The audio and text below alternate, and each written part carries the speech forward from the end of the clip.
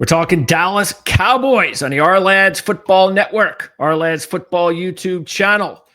And that means RJ Ochoa from Blogging the Boys is with us once again. And RJ, thanks for doing this.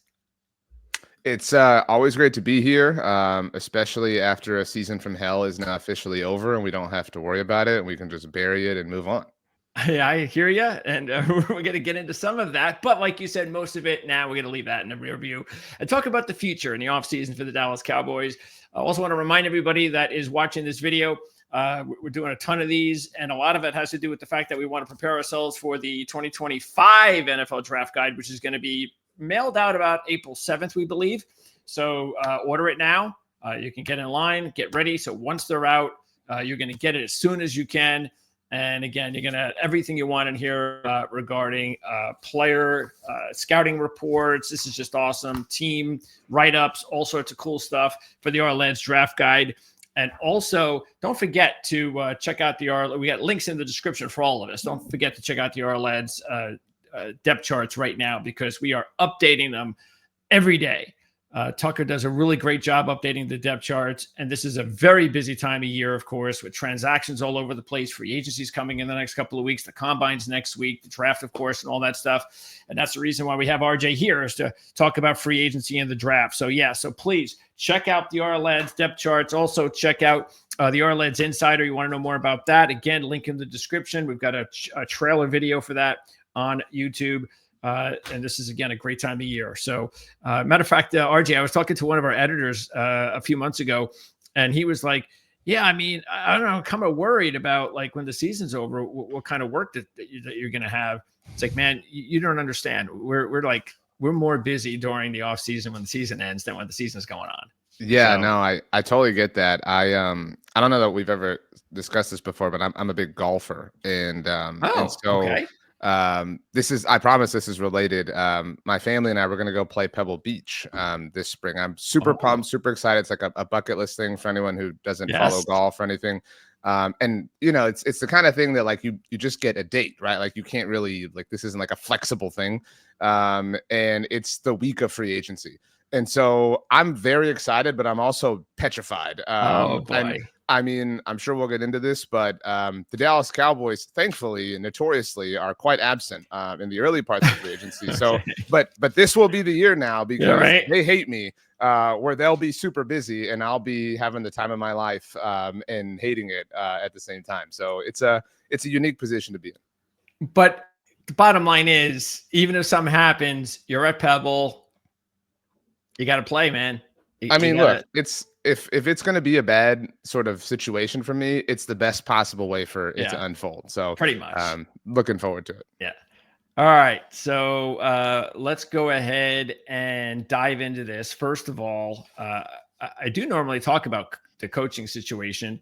And sometimes, all right, there's a coaching move here and a coaching move there. But this is a big one for the Dallas Cowboys. Everybody basically is new. A lot of newness here. Brian Schottenheimer is the head coach.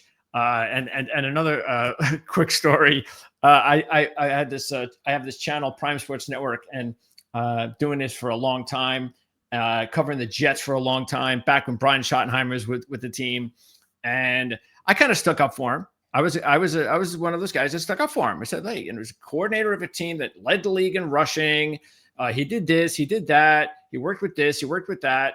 Was he great? No. Was he awful? No, he's not that bad. And I thought that with his name, I really felt that at some point he would be a head coach. I've seen worse head coaches get gigs in the NFL. So I kind of made like not a promise, but a guarantee that he would get a head coaching job. Now, I don't remember if I said it would be in the last 10 years or ever, but fact is he finally got his job. And I'm really happy for him. I know most fans are thinking that, Jerry Jones has lost the plot here. But let's start with Schottenheimer and whether or not, first of all, how do Cowboys fans taking this? I don't know if they're taking it very well either. But what do you think about Schottenheimer getting the gig and why? Why Schottenheimer? Why not just stick with status quo? This is a really complicated answer. Complicated thing. I will do my best to make it quick or not ridiculously long. I think to understand the situation, at least the way Cowboys fans feel about it, you have to remember what happened a year, maybe 13 months ago, when the Cowboys were bounced by the Packers in the wild card round in super embarrassing fashion. And I said then that they should have fired Mike McCarthy. And it's important to know that 24 was the final year of his contract. But they didn't. Yeah. And so my argument was, well, then extend him. And again, obviously it was fair to not believe in him at the time. But extending him would have taken care of, or would have eliminated all the lame duck status that we just lived through. But they didn't do that. And not only did they not do that, then they spent the first week of their offseason in purgatory with McCarthy, the same way they did Jason Garrett 5 years ago. And it was constant updates of their talking, their thinking, their planning, et cetera, et cetera.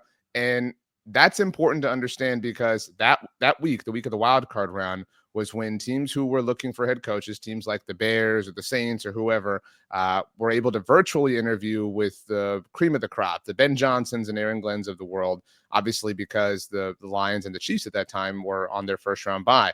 And the Cowboys did not do that. And they did not move on from Mike McCarthy until the Monday after the wild card round. Actually, I think it was the Tuesday after the wild card round, because we had that Monday night wild card game. No, it was the Monday, excuse me, because that night was the Deion Sanders rumor during halftime of the Rams-Vikings game. So because they didn't interview virtually Ben Johnson or whoever in that week, they were not able to interview them until their seasons ended, which is insane. It's actually an insane way to go about it. And obviously the Lions season ended shorter than any of us anticipated, but they never formally or informally interviewed Ben Johnson or Aaron Glenn. And even if you want to factor in Steve Spagnuolo or Matt Nagy, just for the purposes of the point, they did not talk to any of those people. They did not interview Deion Sanders. They spent, this entire time doing a bunch of nothing. And so it felt like the most logical choice, was Deion on some level. Jason Witten's name popped up for reasons. And from reputable people. Like, this wasn't like a random, Reddit post suggesting Jason Witten. Like, Adam Schefter was on national television saying Jason Witten was an option. And I think everyone assumed that Kellen Moore was going to be the answer, just because he was a hot name and he has a history with the organization and has a history with Dak Prescott. In fact, Kellen Moore breaking his ankle is a big reason why Dak Prescott's career began.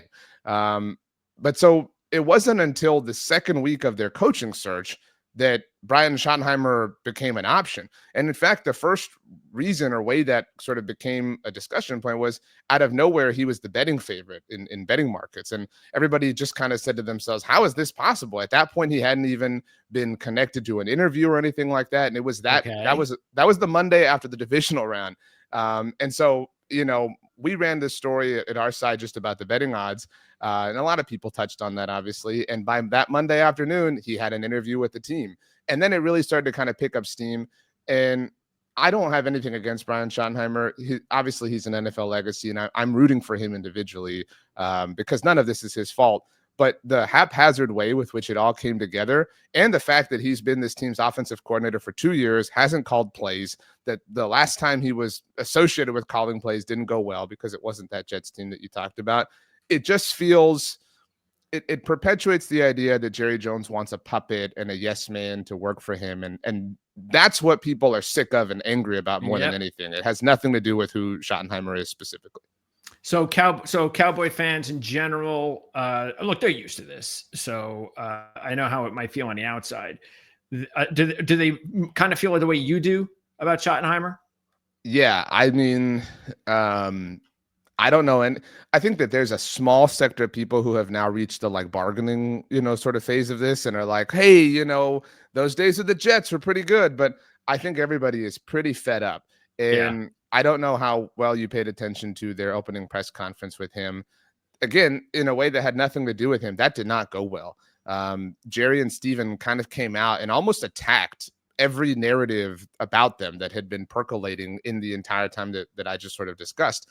Steven had, I'm sure you did see, he referenced, so in Washington reaching the NFC title game, that established that Dallas has the longest drought in the NFC for appearing in the game. And so that happened prior to the press conference, and Steven was talking about that. He said this drought that people say we're in, and he used air quotes. And it felt beyond being like 100% an incorrect utilization of air quotes and just this incredibly stupid thing, it felt so smug. And it felt like the franchise saying like, oh, y'all think that we're these losers because we keep losing games. We're actually winners because we make money or whatever. Again, all they've done is fortify our worst assumptions about them, which is why this has all been so devastating. Yep. Yeah, we talked about that last time, and it does make a lot of sense of why maybe he's doing what he's doing and acting the way he's acting, because businessmen, that's the way they do feel. That's the way they operate, and the Cowboys are the gold standard when it comes to sports franchises. So why should they think we're losers? What are you talking about? I mean, financially, I'm doing pretty well for myself because of this football team. Don't tell me we're losers. So I get it. Not that I agree with them, but I get it. No, it's people have very often compared them to the McMahons or to the Roys if you're a Succession fan. Again, it's the way I put it at the time, and I really do try not to not be dramatic about this, but I hope this has never happened to you in your life. But it is a very, very rare thing when you have these like horrible assumptions about somebody and they just live up to all of them, right? Like I'm sure there's someone in your life who you think, not a ton of, and, you have an interaction or something and you're like, well, you know what? They impressed me, or it wasn't as bad. I was being too harsh. Again, and it stems way beyond just the last month or so. Again, you could talk about the entire 30 years or whatever, but since the Packers playoff loss specifically, they have reached a different level of arrogance and of disregard to the fan base and whatnot. The last 13 months have been the most toxic in the time I've covered this team professionally, in the time that I've been a fan of this team. I think in the time that I've been alive as somebody who's a historian of the team, it has been a very, very, very special sort of cauldron of chaos over the last year and change. Sounds like this is going to be a very, very tricky season then. Sounds like this is going to be one of those seasons that strap your seatbelts because it could get bad. But then again, maybe it's the best thing to kind of open Jerry's eyes a little bit if there's that possibility. Is if because that is the one thing that really hasn't happened, if you think about it, is they haven't really reached rock bottom with the team. I mean, there's a lot of other teams, trust me, as a Jet fan, there's a lot of other teams that have had much longer droughts, playoff droughts, and much less success. So I don't know if that's what he needs in order to kind of reboot. I don't know. I used to really brag about this. I don't know if you can call it a stat as much as an observation. I mean, it's been almost 20 years that Tony Romo took over as the full-time starter for this team. It was October of 2006. Wow. And his career ended. I mean, you could debate when it exactly ended, but I mean, it ended in 2015-ish. And Tony Romo, played a game in which the Cowboys were mathematically eliminated from playoff contention. And I always thought that was kind of interesting, right? Like, now some of that was he got hurt in the middle of the 2010 season when they were bottoming out. And so he didn't technically play in those games and whatnot. But I do think as time has gone on, another decade from 2015, that is somewhat emblematic of who the Cowboys are. They are masters of being in the thick of things. They are masters of being in contention, so to speak, but not actually, coming, through with it. They're not winning Oscars, but, they're the Fast and Furious franchise, right? Like they're still, selling tickets and people are still paying attention to the franchise, but they're not, Oppenheimer, you know what I mean? And, and so many things have happened around that. Like the Eagles just won their second Super Bowl and it all feels so meaningless. And like, that was such an interesting phenomenon for me. Was there were no Cowboys fans when the Eagles won their first title. It was highly, highly, highly annoying, and it was the worst possible thing that could have ever happened. The second one was just a matter of like, okay, so what? Like, it doesn't like you can't hurt us anymore type of thing. Right. It's been interesting. Yeah. So hopefully that'll all change real soon. I get you. Because look, the NFL needs the Cowboys to be a lot more competitive than they have been, a lot more relevant. This is not good. I mean, they always get news no matter what, good or bad, but it's much better when it's good. Let's just put it that way, because fans love to hate the Cowboys, especially when they're successful. They'll admit that. Think about how many people hated the Chiefs, right? And we can talk about why, like if you hate Taylor Swift or you've hated or the refs or whatever. But like this is with all due respect, a small Midwest team that nobody really cares about. If the Cowboys were to achieve even just a fraction of success, I mean, it would be theater. But in the lead of the Super Bowl, I was there with some of my colleagues in New Orleans, and one of them is a Ravens fan, and our Chiefs guy was there, and our Chiefs guy was kind of bagging on the Cowboys and said, like, whatever. And I said, look, y'all are Succession. You guys are Game of Thrones and these like incredible. This is the Real Housewives. Like that's all this is. Like you need us in your staple of consumption. Like we're your guilty pleasure, whatever. Right. And that's all the Cowboys are. Like they have become that. You're well aware at the time of Super Bowl 30, they had won 5 of them and appeared in 8 of them. We're about to have lived that exact same, data set with, if they don't reach the title game at least, or the Super Bowl, obviously, they will have appeared in none of them. Like that's absurd to think about. It is. It also shows you how old we are. So especially me, because I grew up in those times, and as much as the whole thing was big as far as hating the Cowboys, especially with Jimmy, and Jimmy, of course, used to just love to zing it. Right. Especially with the whole how about those Cowboys? I mean, there was no better zinger to the people who hated the Cowboys than that. It was. I've argued this before. I mean, the 90s were a unique time for the United States. I mean, for the economy, right? Like you could get really vague about this. And I think the team having the success they did in that specific era, if they'd been the exact same team 10 years earlier, I don't think the phenomenon would have been what it was. But like you think about pop culture, like any movie or television show you watched, for even still, like the bad guys, the team to beat was Dallas, like whatever fictional team it was, like they owned it. They owned the world. And they've just watched that kingdom burn on fire for 3 decades now. Well, let's see if there's something they could do this offseason to correct that. So let's start with free agency. And I'll pop up the RLED's depth chart page for the Dallas Cowboys. And again, as I mentioned, we are updating this daily. Here we got the codes so you can follow the free agency notations there. Obviously, all the greens are the unrestricted free agents, all the way down to the reserves and the coaching staff. Okay, so let's talk about free agents. Let's start on offense. And okay, so Rico Dowdle, is he one of those running backs that, well, you really can't respect him unless you're a fan of the Cowboys to understand that he's not that bad. I'm not saying he's bad, or he's better than you think. That's much better saying it like that. Is he just a 1,000-yard rusher? That's nice, but the Cowboys really do need an upgraded running back. There's just no question about that. Is that where we're at? Yeah, this feels, on the subject of that 2015 team, I don't know how well you remember. The Cowboys win it that year with Joseph Randle as their primary running back, and they cut him in the middle of the season. It was a disaster. Kristen Michael had a cup of coffee, but they ultimately settled on Darren McFadden, who was their free agent signing when DeMarco Murray I remember that. Yes. And he was a 1,000-yard rusher. Now, this was the like peak of the Cowboys offensive line as we kind of knew it to be. Anybody, yeah. Right. And so they didn't bring Darren McFadden back. Part of the reason why was they had the 4th overall pick and they took Zeke. Now, I mean, it is not hard to find a mock draft connecting them to Ashton Genty. Including ours, by the way. We just did one last week, and he was available, and I had the Cowboys pick, and I had to take him. It's just a no-brainer. It's not a slide against you. It's the lowest of low-hanging fruit. Like the fruit is back in the ground, like in the soil. Yeah.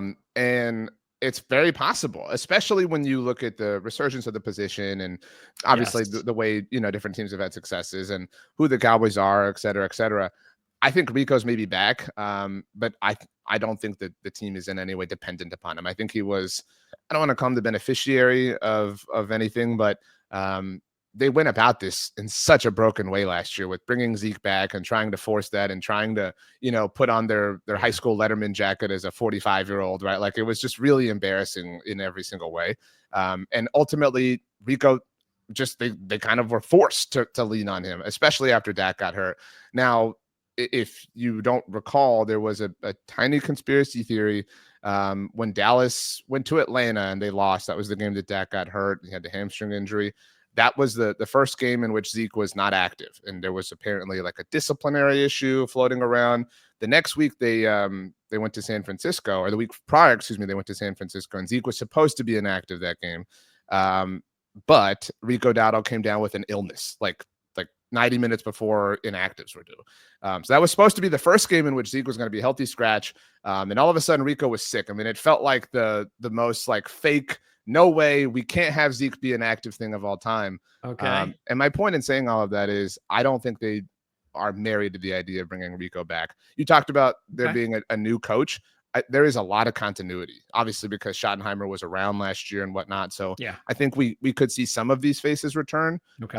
But I think that they're certainly going to try to upgrade the running back position in some way. Okay. Wide receiver. Is it time to move on from Cooks? And Turpin is a restricted free agent who actually seemed to put up pretty good numbers. And also, of course, is one of the best, if not the best, kick returner in the league right now. So are they going to look to maybe, I don't know, lock him up long term? And yeah, it is time to, I mean, I believe it's time to move on from Cooks. I mean, I thought Jalen Tolbert is very interesting. He doesn't seem to get a whole lot of targets. I'm not sure why, but he doesn't. But he does. He did seem to improve. It looked like that. Okay, there's something there, and maybe with Dak Prescott a quarterback, even though. And again, this is from my point of view. Because, all right, I'll just admit it. I have him on my dynasty team, but I have him on my dynasty team for a reason, because I think there's possibility there. But every time I watch the games, it's like he never gets looked at. It's like, I'm going to throw the ball to CeeDee Lamb 100 times, and I'll throw to my tight end, the other 50. And then I'm going to also, I prefer Turpin. And if Cooks is playing, I prefer Cooks. It's like the bottom end guy on the receiving end of their depth chart room. So I don't know. I mean, am I wrong about that? Does he deserve more opportunities, or has he been a little bit disappointing? Yeah, well, so as it relates to Brandon Cooks, I think that he's probably gone. Okay. His 1,000-yard streak, or whatever you want to call it, died when he joined the Cowboys. He never had 1,000, he never had 1,000 yards with them. Yeah. The Tolbert thing, he has been, I think it's fair to call him disappointing. I do have a share of him in a dynasty league as well, so I'm there with you. He was a third-round pick in 2022, which was the same offseason in which they moved on from Amari Cooper. And so that really manipulated expectations or dependencies on him, and he was horrible as a rookie. Yeah. And then in 23, they traded for Brandon Cooks, and he kind of got relegated. And I do think that helped him, and he got kind of a solid big brother. And then we really saw CeeDee Lamb emerge as a superstar. So he just kind of got lost in the shuffle. Last year, they obviously did nothing and depended on everything internally. And you brought up Dak at training camp last year. Dak was asked about Tolbert because this is none of his fault. He works very hard. I mean, he's the first guy to be at Dak Prescott's backyard. And again, like, the effort is not an issue. But Dak even had a quote, and I'm paraphrasing here, but he said, every year, the guy I kind of work with a lot that I have good chemistry with kind of has a good year. And that's him. Like, Dak almost was kind of like, to your point, kind of seeing the same thing. And it just wasn't there. And I think some of it wasn't there because everything was broken. And so it's difficult to say Tolbert sucked or anything like that. Okay. But we're entering year 4 as a third-round pick. And I would also add that you obviously see Jonathan Mingo's name there. Yeah. They traded for him, and they're going to give him every opportunity to prove them right, which is, not necessarily the meritocracy that Tony Romo talked about in 2016, but that clouds the position as a whole. They still need help, even after trading for Mingo late last year. Yeah, because again, if you look at it again, and I'm assuming they like Turpin. Yeah, and Turpin, I'll be honest, I never thought he could contribute on offense. That was something that they talked about, and I always thought, like, this is just such a gimmick. I mean, his whole path to the NFL has felt, every step has felt like he's just cheating life more and more. And so, I mean, he was a UFL standout, everything, and XFL, I mean, just he's so small. I mean, it just never seemed like it was going to work. And he had those two in his first season with the Cowboys. He had 2 kickoff returns in the preseason against the Chargers. And very, very famously, took his shoulder pads off, right? Like we joked about it the entire game. Like, how often does a guy, make the team, at halftime of a game? It was really funny. And he had never really cashed in up until this year. He had a punt return for a touchdown in week 1 against the Browns. Everybody saw what he did, obviously, in the Washington game and the chaos that ending was. Oh, yeah. So he did really evolve, and he has become a legitimate offensive. I would say that growth started to happen over the final course of the 23 season. So would I depend on him? Would I give him serious offensive snaps? No. And a big reason for that is because he's so valuable as a returner. Yeah. But I mean, he's definitely a factor. Is he worth having a share of in a conventional, 10-man fantasy league? No, because it is a little too erratic. Yeah. But he's definitely someone who I imagine will be around for a bit. Yeah, and also because of his size, the more wear and tear, he's going to get hurt. It's just logic. So, okay. So all right, well, we'll get into needs a little bit later on for wide receivers. So, all right, offensive line. I know Udoka's a free agent. Martin's contract was voided. So what are they going to do with Zach? Is he done in Dallas? He might retire. Okay. That's kind of the thing that remains to be seen. I read this morning, the day we're recording, ESPN did a ideal fit for, every free agent and whatnot. And he was an obvious dot to connect for the Chiefs, especially if they're unable to retain Trey Smith.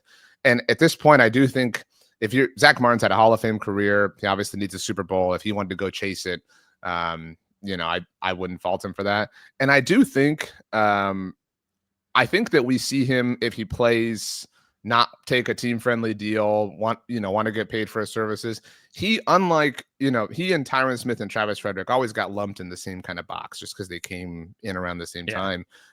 He did not get his first extension done at the same time that they did. They got theirs after their first 3 years. And he, if you recall, a couple of years ago, held out into training camp kind of randomly and wanted a new deal. He has started to get a little bit more active with himself, on social media. He's always been kind of a quiet guy. So you can kind of see him starting to, I hate to say work on his brand, but I mean, my point is, my observations are it's a little bit different. And so I do think he'll be willing to step out and chase. We saw Tyron Smith leave last year, and he went to your Jets and thought that was going to be it. And it clearly wasn't. But I think that it's probably in the Cowboys' best interest to move on. He hasn't been Zach Martin in a long time, and it's just they're at a point of transition. And you would think that, no question, that if he wants to play, that somebody's going to give him good money. Yeah, I mean, Tyron Smith last year. Again, I think that's a great example. And the Cowboys weren't willing to pay what the Jets did. And that makes sense at this stage of their careers. Yeah. Yeah, it's part of the cold reality of life, honestly, but of the NFL and of business. And the Cowboys have a would-be replacement ready for him in Brock Hoffman. I know you have him listed as the center here, but that's Cooper Beebe's job, and Brock Hoffman would slide over to guard. And I think that your standard Cowboys fan would feel pretty pleased about that. And so it's just everyone's kind of at that time now. So that is the more than likely scenario, is that Hoffman is going to wind up being the right guard on opening day. That would be my, barring obviously any massive change in free agency or the draft, because they could go anywhere in the draft. If they drafted an interior lineman at this point, it wouldn't shock me. If they drafted a tackle, certainly Tyler Guyton was a bit underwhelming last year. So they've got options. I mean, that's one of the benefits of being a horrible roster, is you can do anything you want. Okay. Let's see. By the way, before we move on to the defense, Terrence Steele, I bring him up only because are the Cowboys okay with the amount of money he's making? Is he a cap casualty possibility? Are they going to rework his contract? What's the deal with Steele? Do they like him? Yeah, I think he's definitely a bit in the danger zone. He's been underwhelming for the last few years now. And he was such a great story. He was an undrafted free agent in 2020. And I know you recall Mike McCarthy has, I hate to say had, but has this long history dating back to Green Bay of just kind of making it work with these, journeyman offensive linemen and undrafted free agents. And Terrence Steele was kind of this great example of that, and came in with McCarthy in year one in 2020. And so while there is some crossover with Brian Schottenheimer, you do wonder if out with McCarthy means out with Terrence Steele, especially because of how much money he's making. And if some of this, I think, depends on how they view the draft and how things could go, because if they you know, a lot of people thought Tyler Guyton should play right tackle, obviously given his time at Oklahoma. And so that kind of is a natural answer, but who's playing left tackle? That's obviously certainly a question. My point is I think that there are enough balls in the air to where you wonder if Terrence Steele's days in Dallas are done as well. Okay. And again, we're going to get to needs later, but it is quite possible that you move Guyton to right tackle and their first round draft pick is not Genty, but it is a left tackle. Right. Yeah. Okay. All right. So defense. Let's take a look at the defensive free agents. So the big one, and there were some big ones here. So we'll start with Lawrence. Is his time in Dallas done? Yeah, I mean, he's had a really underrated Cowboys career, and got paid and didn't have high sack numbers, and everybody held that against him. But he's for a long time was, I think, the best run defending edge rusher in the NFL. He was a second round pick of the team in the Zach Martin draft in 2014. And so they came in together, and they're the longest tenured players at this point in time. But I do think it's probably time for them to move on. If you buy that the Cowboys could trade for Myles Garrett, that certainly accelerates whatever idea that would be. But I just don't think they're in the business of paying DeMarcus Lawrence especially he's a bit of an injury question at this point. Yep. That's just the reality of it all. And so I think he's a casualty of just life happenstances at this point. Well, then let's go over actually because there's a lot there, as you can see in green on the defensive front. I was actually surprised to see Lawson stats again as a Jet fan, because boy, was he not good. I know he got injured, but it looked like, well, he needed a restart, no question, but the stats look good. So yeah, what do you think about the rest of those free agents? So looking at this group, I think the highest priority is Osa Odighizuwa, who would be a much more nationally known player if he didn't share a draft class with Micah Parsons. But he has been wonderful for the Cowboys ever since. But you look in his projected contract at your favorite site, whatever it might be, is around $23 million per year. Okay. That's just not going to happen for the Cowboys at this point in time. They'll tell us that they drafted Mozzie Smith 2 years ago and they believe in him and blah, blah, blah. And to be quite honest, I don't think I would pay Osa that. I think he's just played himself out of out of a conventionally normal market, which is good for him. It would be great to see Jordan Lewis come back. He's been such a tooth and nail fighter, grinder, do the trash, dirty work type of dude. But it may be over for him as well. Yeah. You're right, Carl Lawson. And my fear is that Carl Lawson feeds their idea that they can find these cast off bargain bin free agents after training camp has already started, because Carl Lawson was incredible for them, especially after DeMarcus Lawrence got hurt. So I could see them bringing him back on a 1-year deal. That would be my bet, by the way. Nobody on this list, if they're back with the Cowboys, is back on anything longer than a 1-year deal. Maybe Carl Lawson gets one. Maybe Jordan Lewis gets another one to keep hanging out. I think Eric Kendricks is probably Eric Kendricks was their only real legitimate external free agent signing last year. And that was because he initially agreed to terms with the 49ers. But a big reason why he was brought in, obviously, was his relationship with Mike Zimmer. And Mike Zimmer is gone and no longer the defensive coordinator. So I would assume that he's probably playing elsewhere if he's playing in 2025. Okay. And everyone else is really not like Watkins, Joseph, Golston. Yeah, I mean, these are all just, doesn't names really matter. Yeah. I would just note, this happens sometimes. CJ Goodwin is listed as a corner, and everybody always gets confused. He's a special teams ace, gunner, Matthew Slater type player for them. But with John Fossil leaving, by the way, I don't want to interject here, but we actually talked about that recently. We said we want to put like more of a designation down on the special teams area, just for the guys that are considered maybe the team's top special team, the gunner, things like that. Because, it confuses people when they're in the defensive, offensive positions when they don't really play that position much of it all. This isn't the same thing, but it also happens like Madden puts like your long snapper at tight end, things like that. Like it's just, it requires a bit of context. So that's who CJ Goodwin has been, and he's been great. But with John Fossil leaving, I would imagine, I think CJ Goodwin was maybe like the 53rd dude on the roster last year. Yeah. So it's just kind of time at this point. Okay. All right. So, and Wilson, is he somebody? As we talked about an offense with Steele as a potential cap casualty. Is Wilson okay? And is there anyone else on defense that might be a cap casualty? Donovan Wilson was, I think, prior to Dan Quinn, the Cowboys had struggled to get legitimate safety play since Darren Woodson. I mean, it had been a very, very long time since they had a reliable, level of safety contributions. And when Dan Quinn got there, Donovan Wilson, really thrived, and Malik Hooker really thrived, and Jaron Kearse, although he was playing that kind of nickel, linebacker, safety role, whatever. And so Dono really got a payday because everything worked out for him in that time. And I could see the Cowboys saying he became a real liability last year. I think it could be you need to take a pay cut or get out of town type of thing. Okay, sounds good. Well, not for him, but for us. Okay, so let's move on to needs. All right, top 5 needs. It's what everybody's waiting for. So for their mock drafts, let's talk about. Well, what we could do is we could either go in order. I'm going to leave it up to you, or we can just throw out needs and then we put them in order later. I'll let you go ahead. I mean, I haven't really ranked them at this point because I think your opinion can change, daily at this point. Sure. So let's throw them out there and then we'll try to rank them. I think tackle is a real need, especially if you move on. Some of these things are heightened if you cut Terrence Steele or whatever. I would say edge rusher is a need. You don't really have an actual answer outside of DeMarcus Lawrence. You could certainly argue that wide receiver is a top need. Right now you have CeeDee Lamb and some dudes. Although I would guess the Cowboys sign Stephon Diggs and unite the Diggs brothers and try to, really have some good times with all that. Is that like a slam dunk? Because it sure seems that that's been the case. Yeah. I've interviewed Trayvon a few times, and a couple of years ago, I was the leader to the Super Bowl.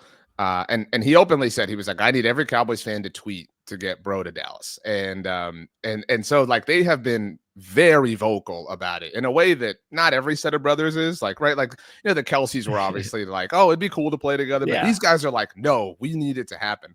And now it actually can. And you can argue the Cowboys have a need at receiver, et cetera. And so, so I would guess that happens. That's been my theory for a year now, ever since the actual fallout with Buffalo and the fact that he was set to be a free agent. But wide receiver is a huge need. I would say corner, especially because Trayvon could miss time. We have no idea what his full health status is for the beginning of the 25 season. And it would be smart of the Cowboys to get an extension done with Deron Bland this offseason, which means that won't happen. But if Jordan Lewis walks, I mean, they really have no proven commodities at corner outside of Diggs and Bland. And they haven't, we talked about this a lot. Everybody remembers Deron's year 2 years ago when he had all the pick sixes. Yeah. Trayvon missed most of that year because he tore his ACL. And in fact, Deron was originally, going to be the team's nickel corner in 23, but Trayvon's injury, they had traded for Stephon Gilmore, forced Bland to play outside, and that led to all this stuff. And so everybody was really excited, obviously, to see the two of them play together, but Deron Bland had a foot issue at the beginning of the season. So we never really got to see them play together, as true alphas, as a pair last year. And so I don't know that even happens at the beginning of the season, as mentioned. So corner's definitely a need. I would say running back is a need, relative to proper resource allocation in modern NFL times. And it's a deep class too. So even if they decide not to take Genty with their first pick, they're going to get one at some point. Yeah. You want to take Travion Henderson, you want to take, Judkins, you want to take Cam Scatteraboo, like by all means, but like, this is not a team that can afford the luxury of spending the 12th overall pick on a running back unless they are active in free agency in a way that they traditionally aren't. The reason why I was sold on it, right? Or I think, I don't know if other people agree, it's just because of the fact that it's Genty and he's one of the most biggest stars in college football, and that's Jerry Jones. I've got a star, I've got a name, I've got somebody everybody knows. I want him on my team. That's why I kind of just dove into it. But I agree with you. I think this might hurt Genty and Hampton about how deep of class this is, because I think all general managers in the first round might be saying the same thing. I mean, again, it's hard to think if the Chargers wanted to take him in the first round or something, I wouldn't bat an eye. But again, the Cowboys just aren't in that position right now. It's kind of high too. I would add that if you're looking for ways to dress up your point, the Cowboys also love Boise State. They have a long Oh, that's history. right. Yes. Leighton Vander Esch was a Bronco. That's DeMarcus right. Lawrence, Tyrone Crawford was around Oh forever. boy, now you're making it really hard for Orlando Scandrick, Kellen Moore. I mean, like there have been a lot of Come guys. on. That's been a long sort of running joke. Is Pipeline. The Cowboys, yeah. And so maybe it's the blue field or whatever, but and then they decide not to take the biggest one of all. Yeah. Okay. It would be it would be a difficult. And actually, I don't know if it would be a difficult pill to swallow, because there are a lot of Cowboys fans who just see the bright shiny toy and who just really want it, and who believe that, you know, drafting Genti is akin to Philadelphia signing Saquon Barkley or Baltimore signing Derrick Henry, and these aren't apples to apples. And it could work out. Like, I mean, it very well could, but I would bet against it just based on everything, especially if they do nothing in free agency and just let all these dudes walk. But running back is a need, and like I said, you want to draft Trevion Henderson, go ahead. I will be the first. Or if you want to be adults in free agency and then draft Ashton Dempsey, that's fine. I'll get in line to buy his jersey. Like, if you do things the right way, we will fully support it. But this is right now, the Cowboys need a house and they need health insurance and, you know, they need all these things. And they're like, yeah, but there's a sale on MacBooks, or I can get a lease on a car. It's like, dude, you don't have the financial stability to do anything like that right now. So you've just got to be a bit more mature. Well, you know, this again, the running back class is awesome. Also, the defensive tackle class is real big. So do you think that's a position of need, especially since it sounds like you're saying Osa is going to leave more than likely, and Mazi Smith? I mean, I don't know what's going on there, but he needs to have a big 2025 or else it might be over for him quickly. Yeah. I think that that Mazi is, I mean, not in trouble. Obviously, his draft status helps him out in that sense. And look, Mazi has been really bad. I mean, like really, really, really bad. He's had, I would say, the moments of brightness you can count on a singular hand. But because of all that, I think that they'll lean on Mazi. They'll lean on the draft class. They'll probably draft 2 defensive tackles. Okay. We don't know at this point in time how many compensatory picks they have, or they will have, but they'll throw a few at the position and hope that sticks and hope that that's enough. I mean, it's that's their way of life. I'm wondering, I don't know if it's the case. I don't know I don't know. It just seems like, as a Michigan guy, I mean, I wasn't sure if he was a first round talent, but he was late. I just don't know whether or not he's not this bad. He's just not. He's a talented kid. So something's going on. I don't know if it's the scheme. I don't know. Something. I mean, to your point, find the defensive tackle that has like really thrived under Dan Quinn. If you really want, like maybe Grady Jarrett. That's a good point. You know, like when you think of Dan Quinn, you think of corners and, you know, fast players, and that's what his system sort of lends to. Even like this past year, I mean, like that was Washington's thing, right? With like Jonathan Allen, Deron Payne, like they were really good. Don't get me wrong, but were they the stars of Washington's defense this past year? You know, it's a weird kind of, you know, way that he sort of coaches football, and it's obviously been successful. But beyond that, to your point, I mean, I will never forget like the Bruce Feldman, you know, freak rankings and Mazi Smith. Like everybody was super excited, but he's been really, really devastating for them. And you mentioned you're a Michigan guy. That's the school that nobody wants anything to do with from the Cowboys. Mazi, Taco Charlton was a bust. Jordan Lewis has been awesome, obviously, but nobody remembers that or cares about that. Sure. So nobody wants any Wolverines. Yeah, it's funny. Good with Boise, but not good with Michigan. All right, so middle linebacker, that's definitely a need. Yeah, especially you know, in like just in the linebacker overall sense, in light of the DeMarvion Overshown injury, there's speculation that he can miss the entire 25 season. You know, Matt Eberflus has been wonderful for the Cowboys in the past, and everybody, you know, the timeouts and the Bears, like he was not a great head coach, that goes without saying, but he was a phenomenal linebackers coach for the Cowboys before becoming the Colts defensive coordinator. Really instrumental in the growth and development of Sean Lee. And so you could totally see the Cowboys, I could at least, finding him another project to kind of work and groom on. I think that's definitely a possibility. Yeah, we didn't really touch up on that. So again, Eberflus, obviously the new defensive coordinator, and we don't know a whole lot about Clayton Adams. We know that it seems like he really helped the Cardinals develop a strong, like everything the Cowboys have done offensively suggests they want to run the ball, which also points to your draft Ashton Genty at 12 overall thing. Brian Schottenheimer, Clayton Adams, right? Like everything they've done seems to be really geared towards doing that. Now that could mean, you just find your James Conner, right? Like you just find your journeyman dude or whatever. That's true. But it really does seem like they want to focus on, and I don't know how you can't believe that that's worthwhile based on what we just saw from the NFL. But you do still have an incredible quarterback in Dak Prescott. And so obviously it's about finding that balance. But there's no question Dak would be that much better if he had some help in the running game. No question. Just having Dak throws 50 times a game is not a good remedy. When it's ironic that Dak is just sort of living Tony Romo's career. In 2015, obviously Tony Romo missed 12 games and it was terrible, and he was clearly an injury concern. And they had the 4th overall pick, and we can certainly not even argue, but prove how inefficient it is to draft a running back at 4 overall. But that was really a Tony Romo draft pick. That was really this is our way to extend Tony Romo's career and help him out and provide some balance for him. And we never got to see it. We got one handoff from Tony Romo to Zeke in that 2016 preseason game in Seattle. It's just kind of an iconic photo, in history. But you could argue that Dak needs that, right? Like that Dak needs his rookie Zeke at this sort of point in his career where he's longer in the tooth. Oh, absolutely. Okay, so then, wow, I didn't realize how many needs this team had, but I probably should have figured that out when we were going over the free agents. So again, it could even be safety if Wilson's gone. Linebackers for sure, especially if Kendrick's gone. Defensive tackle, great draft for defensive tackles. That's going to make sense. You talked about the corner spot. By the way, does Bland move back into slot, you believe? No, I think, again, they really wanted him to, maybe the absence of Jordan Lewis has them, have the conversation. But because as a rookie in 22, Deron led the team in interceptions, which was the year after Trayvon Diggs' incredible 21.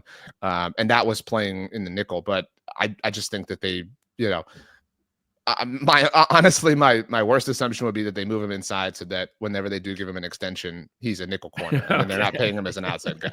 All right. So again, nickel, especially if Lewis is gone. Now, that's why a lot of this is going to depend on what goes on free agency if these guys aren't available.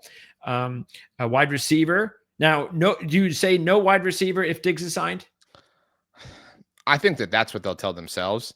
But I mean, pick at some point they need to draft someone. Yeah, and you could take one in the first round as far as I'm concerned, and at 12, and wow. I would be very fine with that.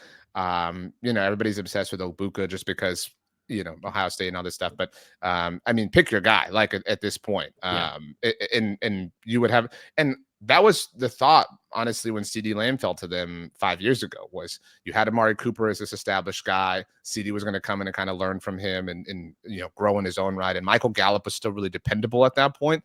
And so they went that direction and they took him over Caleb on Chason. That was the big debate 5 years ago. But especially, I mean, find me the contending team in the NFL that has one pass catching option. Maybe the Chiefs, I guess, but that's true. I mean, you look at the Super Bowl champs. I mean, they have 1 billion of them. You know what I mean? And so CD Lamb needs help, probably more than anybody else does at this point. And that I think would be the rising tide that lifts all boats.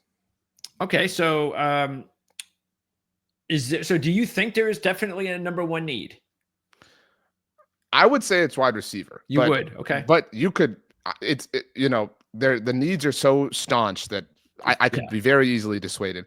And you brought up a little while ago that, you didn't realize there were this many needs. And I would just contextualize that by saying, this is look, I don't mean to just live in Cowboys tunnel vision, whatever, but this is a unique thing in my mind where these are needs that have been built up over 2 years now because they did nothing in free agency last year.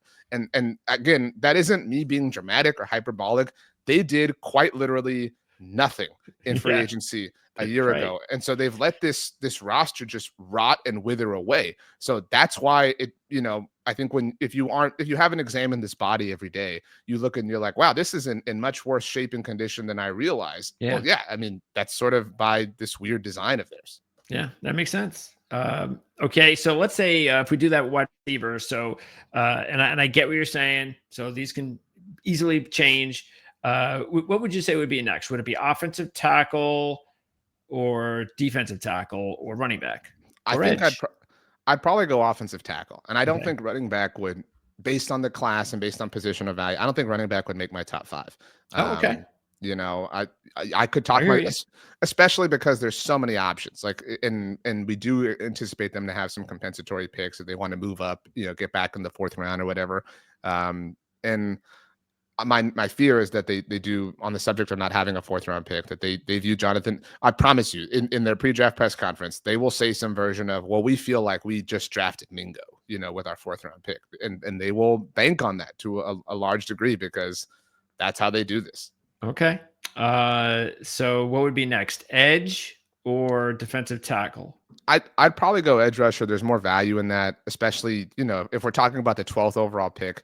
I think you have to consider that. And on the defensive tackle note, they took Mozzie Smith a couple of years ago. Obviously, he was the first round defensive tackle that they took since Russell Maryland, number 1 overall in 1991. Wow. So it's not a position that they generally spend premium capital on. Okay, so then in that case, you would maybe go nickel. I mean, if you want to draft any corner, I wouldn't be beholden to nickel at that point. You know, like at that point, you just, you know, you make it work, especially because Trayvon Diggs could miss time. Sure. So maybe they don't want to re-sign Deron Blaine or something like that. Maybe, you know, now we're talking really crazy, but corner is definitely a serious need. And then we'll probably just slip in linebacker. Yeah, linebacker should probably be next, right? Over safety, if Wilson's gone even. And they'll talk about how they think Overshown can come back, obviously, you know, over the second half of the year or something like that. But even if he does come back, I mean, you're talking that this will be his 3rd NFL season, you know, in a contractual sense. And so it's a tragedy, but it's difficult to say he's going to be that guy at any point in the future. It would be irresponsible to bet on, in my mind. Before I let you go, is there any players on this roster? You talked about we talked about the offensive line situation with Hoffman. So are there any other players like that where there are some younger players that could actually take some spots or be contributors on the team, just from the last couple of years, you know, draft classes, on, you know, college free agents, guys that maybe the regular fan doesn't realize is potentially going to be a good player for the Cowboys? Yeah, I mean, it's tough. Yeah, I can imagine. This has been a roster really void of that. That's the only way. People love to say the Cowboys, you know, love to build through the draft, and my response is always like, well, yeah, they can't avoid it. Like they can avoid free agency and not be active, but like they can't not turn in, you know, picks or whatever. They've really whiffed in a lot of ways. Last year's draft class was pretty horrendous. 2 years ago was awful. Brandon Aubrey was kind of the biggest contribution as this older undrafted free agent rookie. And so it's been a while since they've had that 2017 Saints, you know, draft class type effect or whatever. Yeah, and wow. I would say Brock Hoffman is kind of the name. You could argue maybe Jalen Brooks as a wide receiver was a 7th round draft pick a couple of years ago out of South Carolina. Maybe that's the answer. Maybe you know, I could see him being the training camp, you know, wide receiver darling that's just making every play and things like that. Okay. But other than that, I suppose, you know, maybe the answer hiding in plain sight at running back is Deuce Vaughn. This will be his 3rd NFL season. Everybody obviously knows who he is, though.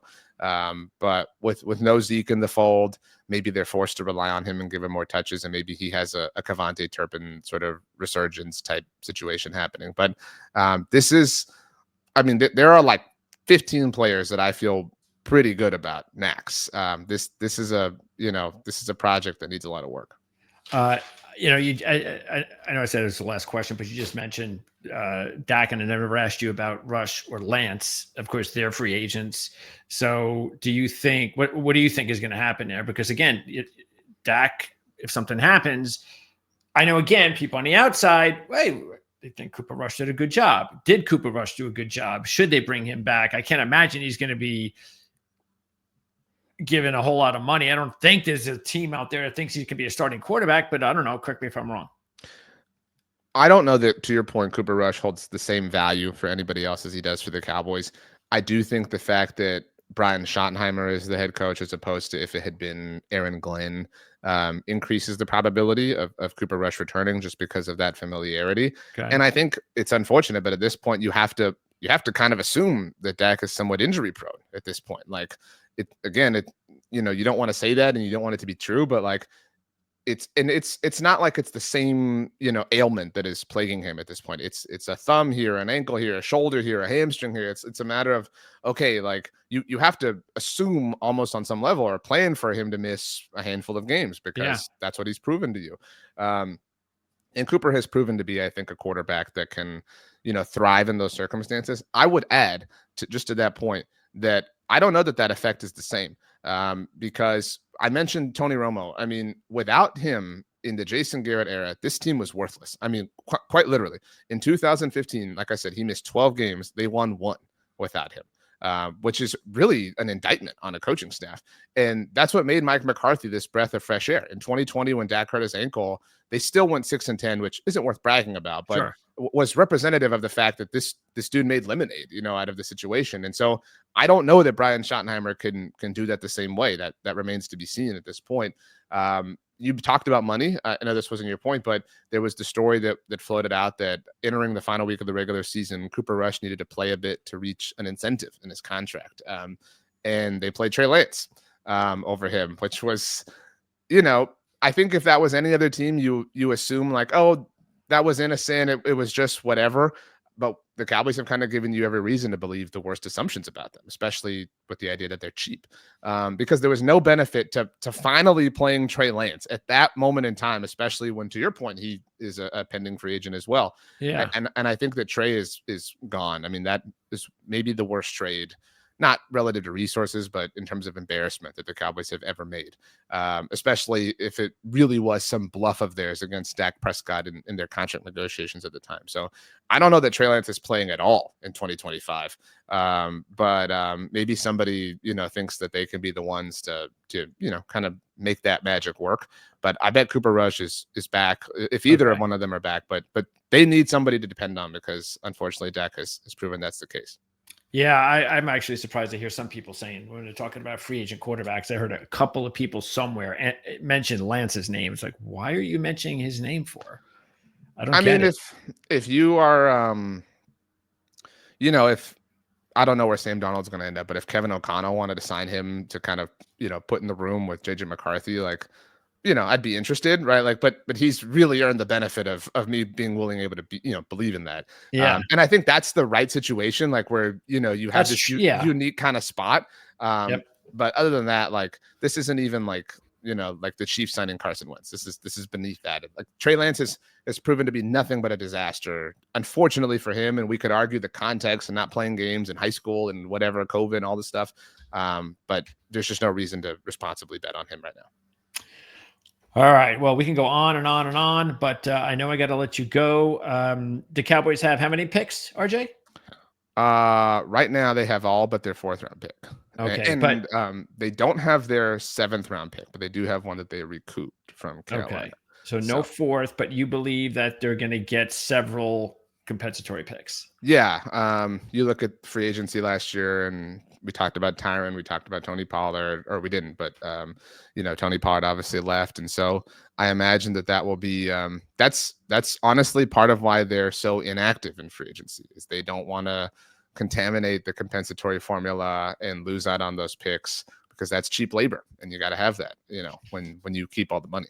That is the thing that is kind of mystifying to me, is that here's a guy that has just boatloads of cash. He has more cash than he can know what to do with. And that's the thing that just is the surprise, is that why isn't he spending more money, guaranteed money? He doesn't need it. That's the thing that's just weird.